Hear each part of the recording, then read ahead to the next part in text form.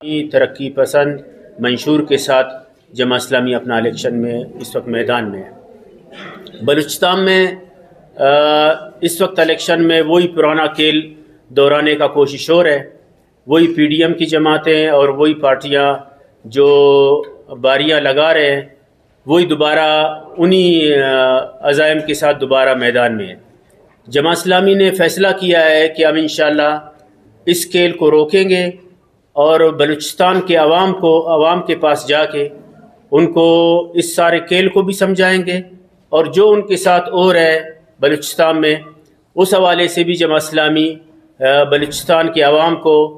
اس چنگل سے نجات دلانے کے لیے کوشش کریں گے۔ یہاں پہ ظالم سردار،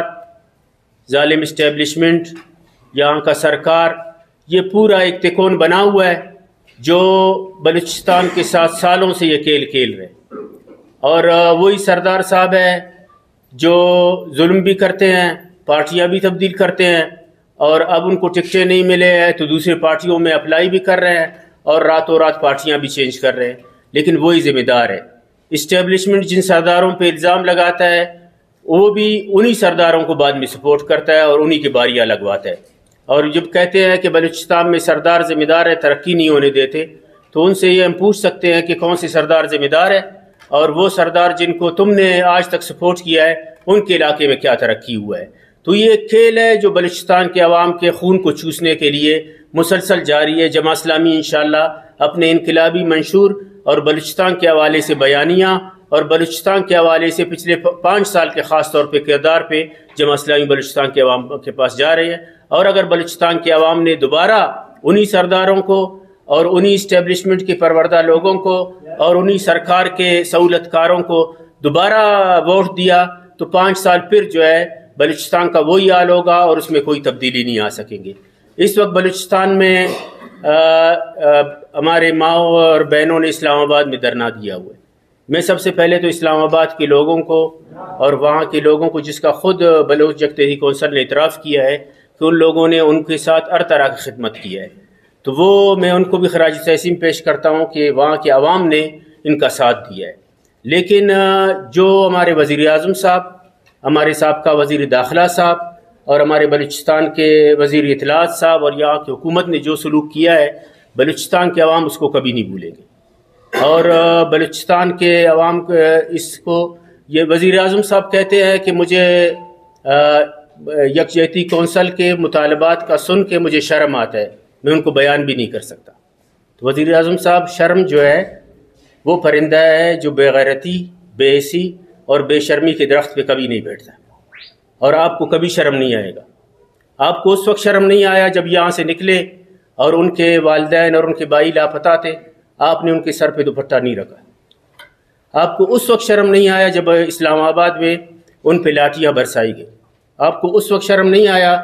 جب اسلام آباد میں ہمارے ماؤں اور بہنوں کے دوپٹے چھینے گئے۔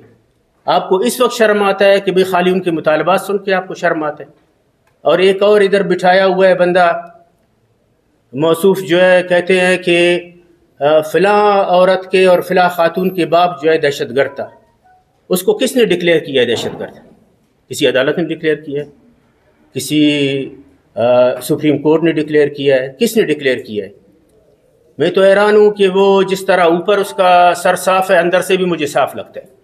روزانہ جو ہے اس کی اس طرح کی باتیں آتے ہیں کہ بھئی فلاں ہو رہا ہے اور فلاں ہو رہا ہے،